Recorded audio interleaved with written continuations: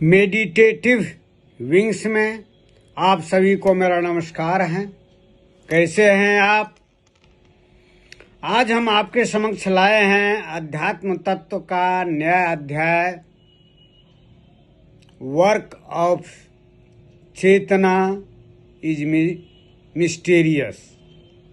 चेतना के कार्य बहुत ही रहस्यपूर्ण होते हैं। तो आइए हम अपने साधना के अनुभव को आपके साथ शेयर करते हैं। यह जिंदगी बहुत ही विरोधाभास है। Life is paradox. मेरे हर एक वीडियो को देखिए, वह देखने से स्मरण में हो जाएगा जो मैंने उस वीडियो में विस्तार से वर्णन किया है। आदमी स्वयं परमात्मा है, परमात्मा स्वरूप है, चेतना स्वरूप है, चेतना ही है, लेकिन परमात्मा के खोज में यत्र तत्र मंदिर, देवालय, जंगल, हिमालय पर्वत पर जाते हैं। जिंदगी कितना विरोधाभास है। वो अमर हैं, परमात्मा तो अमर होते हैं, न उसका जन्म है न उसकी मृत्यु है। तो वो परमात्मा स्वरूप है, चेतना स्वरूप है, लेकिन मृत्यु के डर से थर थर कांपते हैं। कितना विरोधाभास है।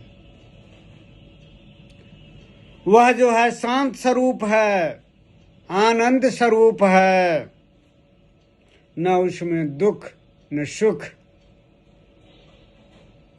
का क्लेश मात्र भी नहीं है।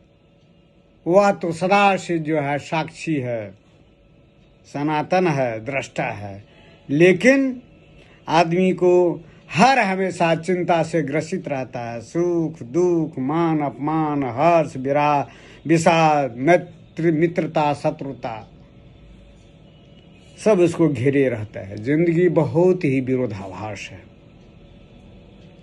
ऐसा क्यों होता है?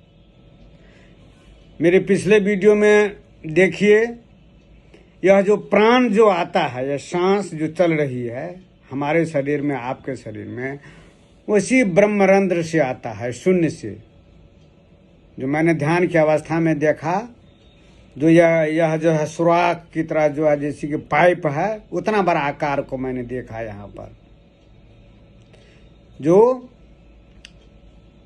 और वहीं से जो है शून्य जगत से वही सांस आता है, नीचे आता है, नासिका के द्वार से विभक्त हो जाता है और हमारे शरीर में है जो पंच प्राण में विभक्त हो जाता है। प्राण, अपान, व्यान, उदान, समान। और चंचल प्राण से ही मन की उत्पत्ति होती है।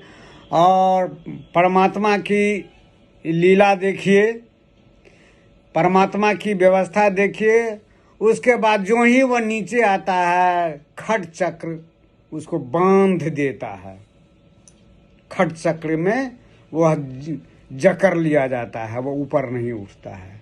अब जब वह नीचे आता है तो जन्म जन्मांतर से वो निद्रित रहता है, बेहोशी रहता है, वो अपने आप को भूल भी जाता है जो मैं कहाँ से आया था, क्योंकि वह खट चक्र में जंजीर में बंध जाता है। वो मैंने वर्णन किया है पिछले वीडियो में भी। खट चक्र क्या है आपका? मूलाधार, स्वाधिष्ठान, मणिपुर, अनाहत, विशुद्धि चक्र, आज्ञा चक्र और अंतिम में सहस्त्रार, शून्य जगत है आपका। ये खट चक्र से उसको बांध दिया जाता है। तो वो कैसे समझेगा अपने स्वरूप के बारे में? आत्मा, ये मानव कैसे समझेगा?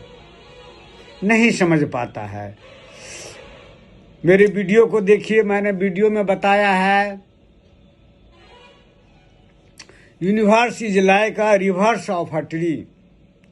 यह पूरे विश्व ब्रह्मांड उल्टे वृक्ष के समान है, जिसका जड़ शून्य से आता है और पात डंठल सब जो है नीचे की ओर है। और और उस जड़ में सींचा जाता है कौन चीज से? तमह गुण, रजह गुण, सत्य गुण, रूप, रस, गंध, स्पर्श, शब्द से इसको सरोबार किया जाता है। और इतना ही नहीं, जब प्रकृति माना कि परमात्मा उसको खट चक्र में इसको बांध देता है, गुरुत्वाकर्षण के लेवर से इसको बांध दिया जाता है, तो क्या समझेगा आपको जनमानस? इसीलिए जनसाधारण आदमी परमात्मा के रहस्य को नहीं समझ पाता है।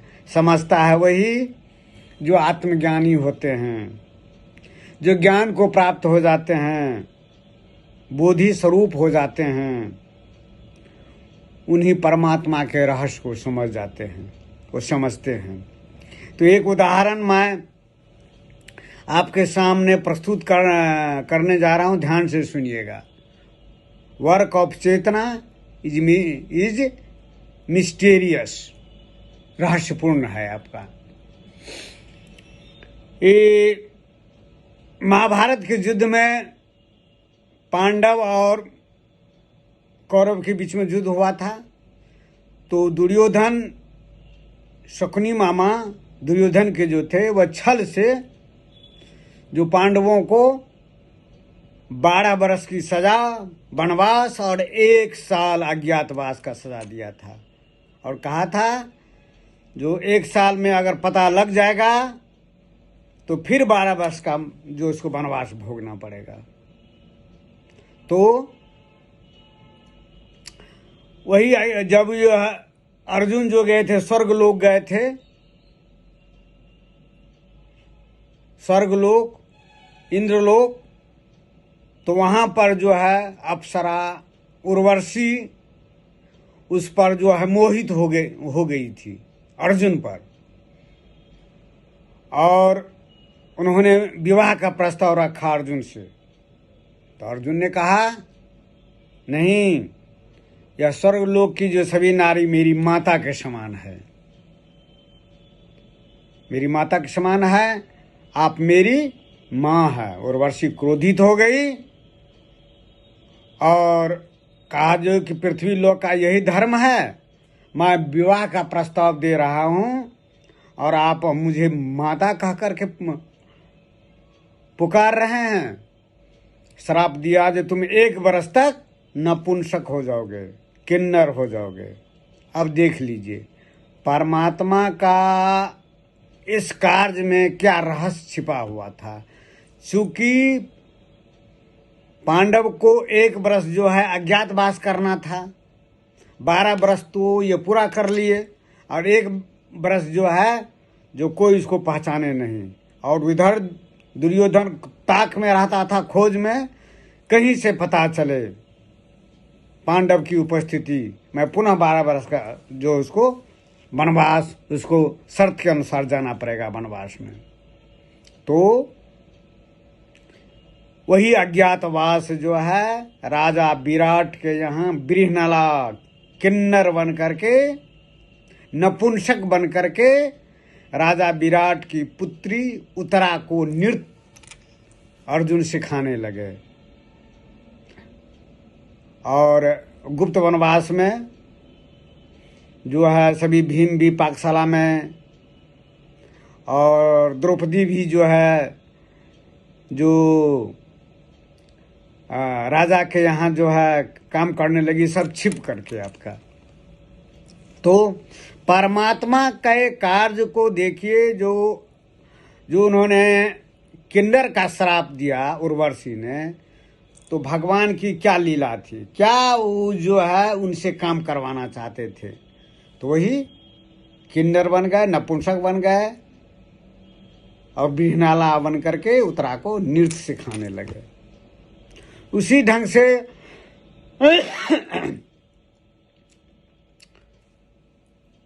भीष्म पितामह जो मृत्यु शैया पर थे, अर्जुन के बाण से बिंधे हुए, और कृष्ण, भगवान श्री कृष्ण और अर्जुन पांडव सहित सब गए मिलने के लिए। तो भीष्म पितामह रो रहे थे। तो अर्जुन कहते हैं क्या श्री कृष्ण से, जो अभी भी भीष्म पितामह, अभी भी जो पितामह का जो है मोह नहीं गया है, जीवन से, अभी भी रो रहे हैं। तो भगवान श्री कृष्ण कहते हैं जाओ नजदीक में जाकर के पूछो। भगवान श्री कृष्ण भी नजदीक चले गए भीष्म पितामह के। तो श्री कृष्ण पूछते हैं आप क्यों रो रहे हैं?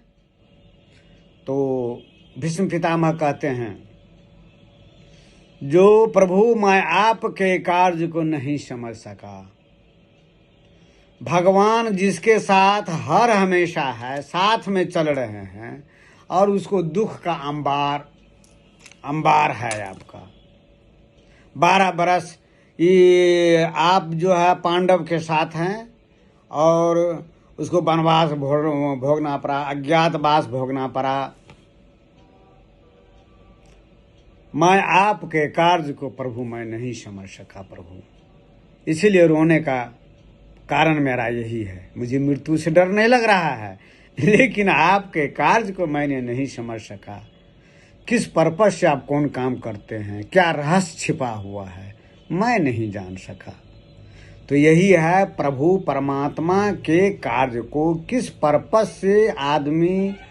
पर्पस से परमात्मा काम करते हैं, जन साधारण आदमी नहीं समझते हैं। जन साधारण आदमी समझते हैं मुझको असफलता मिल गई, मुझको ये समस्या आ गई, सब दोष देने लगते हैं, माता पिता पर, समाज पर, सब पर वो दोष देने लगते हैं। लेकिन परमात्मा का क्या उद्देश्य है, उसको असफल बनाने में, उस कार्य में वह नहीं समझ पाता है। उस परमात्मा उससे दूसरा काम करवाना चाहता है, उससे भी महान काम करवाना चाहता है।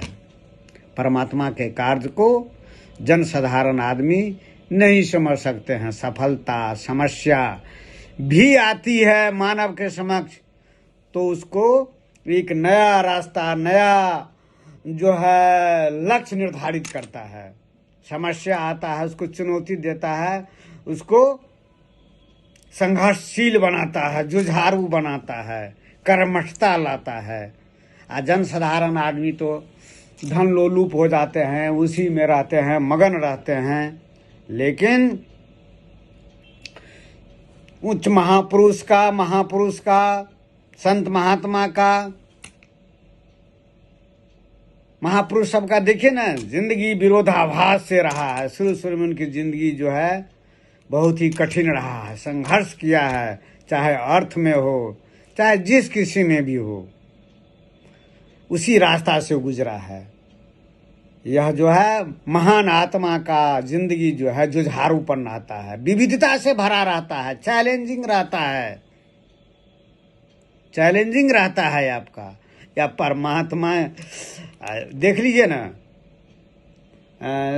श्री राम भगवान को तो 14 बरस का वनवास मिला था आपका।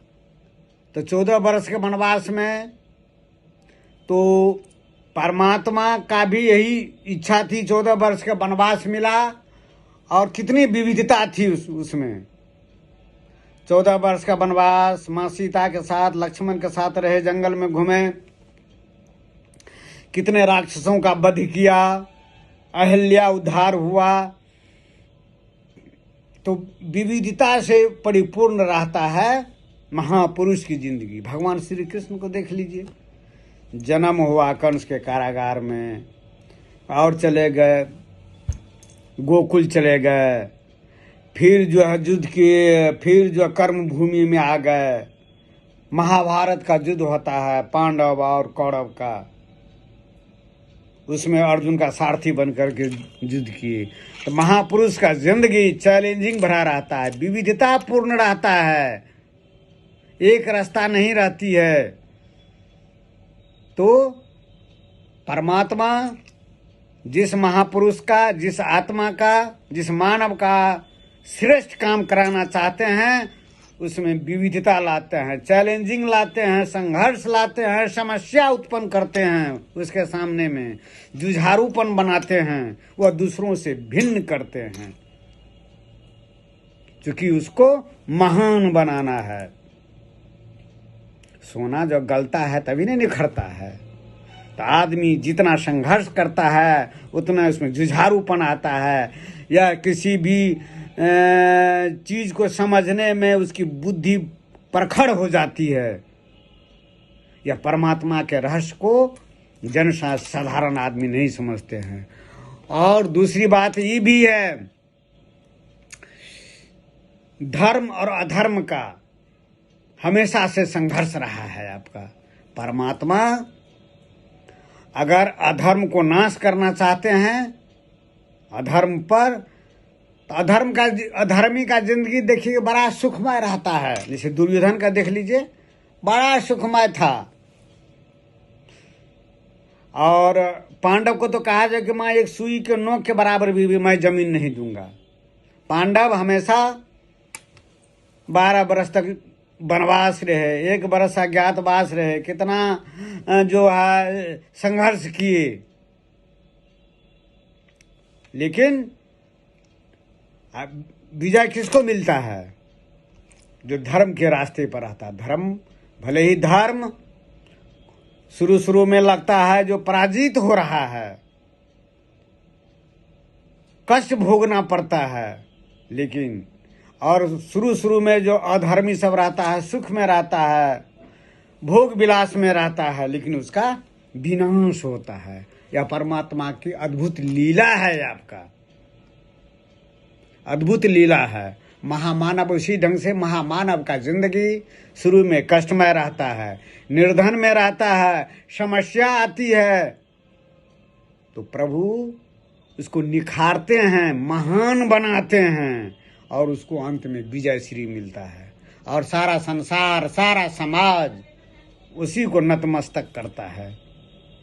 वह सदा जाने के बाद भी अमर रहता है। और जितना अधर्मी सब रहता है, शुरू में तो भोग विलास करता है, वही समझता है सारी जिंदगी यही है, और फिर उसका नाम लेने वाला कोई नहीं रहता है। वह इतिहास के पन्नों में विस्मृत हो जाते हैं। लेकिन महामानव जो संघर्ष किया है, चाहे वह शुरू में उसका, हर एक महापुरुष का देखिए जिंदगी शुरू में बड़ा कष्टमय रहा है।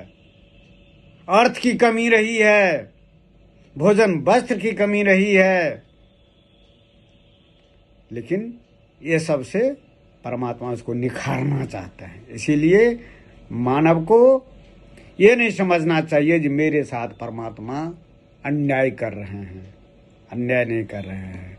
परमात्मा अधर्मी को विनाश करना चाहते हैं तो पहले उसे गलती करवाते हैं। देख लीजिए अभिमन्यु का जो वध हुआ महाभारत में, अभिमन्यु का जो सभी योद्धाओं ने, कर्ण, भीष्म पितामह, गुरु द्रोणाचार्य, कृपाचार्य सब घेर करके अबोध बालक का जो है निहत्थे अभिमन्यु को संहार किया। तो पहले परमात्मा उसे दुष्कर्म करवा देते हैं, गलत काम करवाते हैं, और तब उसी कर्ण का वध अर्जुन करते हैं। उसी भीष्म पितामह का जो वध जो है अर्जुन करते हैं, जो शिखंडी को सामने ला करके, जो उस पर बाण, शिखंडी कौन थे?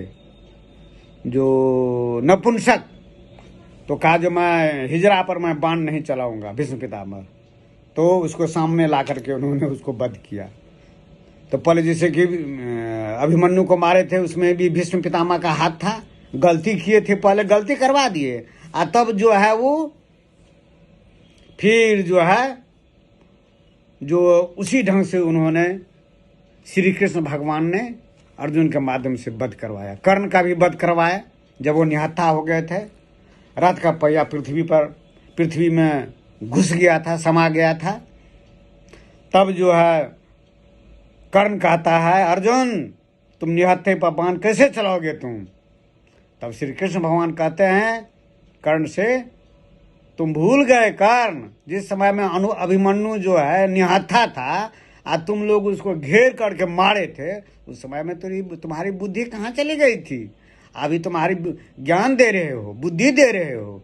अर्जुन, भगवान श्री कृष्ण ने कहा, अर्जुन क्या देखते हो, इस अधर्मी को विनाश करो, वध करो। तो परमात्मा को, लीला को नहीं समझ सकते हैं। किस पर्पज से कौन काम कराते हैं। धर्म अधर्म का हर हमेशा जो है संघर्ष चलता रहा, चाहे त्रेता युग हो, द्वापर हो, सब जगह हो। अभी भी देख लीजिए ना, कल युग में कितना अधर्मी बढ़ गया है।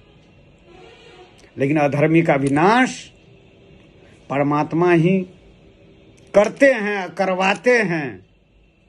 ये मत समझिए अधर्मी तो है अपने ही जो है आदत से जो है विनाश को प्राप्त होता है। और जब विनाश बहुत प्रचंड हो जाता है तो परमात्मा जो है अवतार लेते हैं अधर्मियों को नाश करने के लिए। भगवान श्री कृष्ण गीता में कहा ना, यदा यदा ही धर्मस्य ग्लानिर्भवति भारत अभ्युत्थानं धर्मस्य तदात्मानं सृजाम्यहम्। धर्म की पुनर्स्थापना के लिए, अधर्मियों को नाश करने के लिए मैं बार बार जन्म लेता हूं और धर्म की मैं स्थापना करता हूं। तो धर्म अधर्म का हमेशा जुझ रहा है, सत्य असत्य का जुझ रहा है। सत्य पराजित होता हुआ मालूम पड़ता है, लेकिन विजय जो है सत्य की होती है, विजय धर्म की होती है, अधर्मी का नाश होता है। ये समझ कब आएगी? जब आप ज्ञान को उपलब्ध हो जाइएगा। ज्ञान को उपलब्ध होने पर जब ये खट चक्र को भेदन कर लीजिएगा, शास्त्रार्थ में अवस्थिति हो जाएगी और सारा खेल को समझ जाइएगा। खट दरवाजा को तोड़ दीजिएगा, गुरुत्वाकर्षण के लेवर को भेद दीजिएगा। यह शरीर के जो है पिंजरा है उसको जो है रहस्य को समझ लीजिएगा, मन के रहस्य को समझ लीजिएगा, या सांस के रहस्य को समझ लीजिएगा, तब तो आप परमात्मा हो गए। परमात्मा में आप में कोई अंतर नहीं रहेगा। लेकिन जब तक साधना के बल पर वहां पर नहीं पहुंचते हैं तब आप अज्ञानी हैं, कुछ नहीं जानते हैं। आप दूसरों को दोष दीजिएगा, समाज को दोष दीजिएगा, अपने माता पिता को दोष दीजिएगा, मेरे साथ अन्याय हुआ है, अन्याय हो रहा है। लेकिन उस संघर्ष में, उस असफलता में परमात्मा की असीम कृपा है। परमात्मा आपको एक दरवाजा बंद करके दूसरा दरवाजा खोल रहा है, उससे भी बड़ा दरवाजा खोल रहा है। आप में जुझारूपन लाता है, आप में विविधता लाता है। महापुरुष की जिंदगी विविधता पूर्ण भरा रहता है, चुनौतीपूर्ण रहता है। चूंकि चुनौती से ही, असंघर्ष से ही वह निखरता है, इसमें तेज आता है, तीक्ष्णता आती है, वह जन सामान्य से अलग हो जाता है। जन समूह का वह लीडर बनता है, नेतृत्व करता है। अगर अध्यात्म जगत में आए तो योगी महायोगी बन करके समाज को नेतृत्व प्रदान करता है, उठाता है, सोए हुए को जागृत करता है। यह परमात्मा का ही काम करते हैं। यह समझ में आता है कब? जब आप अपने स्वरूप को उपलब्ध हो जाइएगा, सारे रहस्य को समझ जाइएगा। तो इस मेरी वीडियो में मैं आपसे मुखातिब हुआ। Work of chetna is mysterious. चेतना ब्रह्म का कार्य बहुत ही रहस्यपूर्ण है, अलौकिक है, विरोधाभास है, अबुझ पहेली है, अबुझ पहेली है। लेकिन जान जाने पर पहेली कुछ नहीं रहता है। तब आप पहेली को तोड़ देते हैं, चक्रव्यूह का भेदन कर देते हैं। तो आज इतना ही, फिर दूसरा दिन हम नए अध्याय को लेकर के आएंगे। तब तक नमस्कार, धन्यवाद।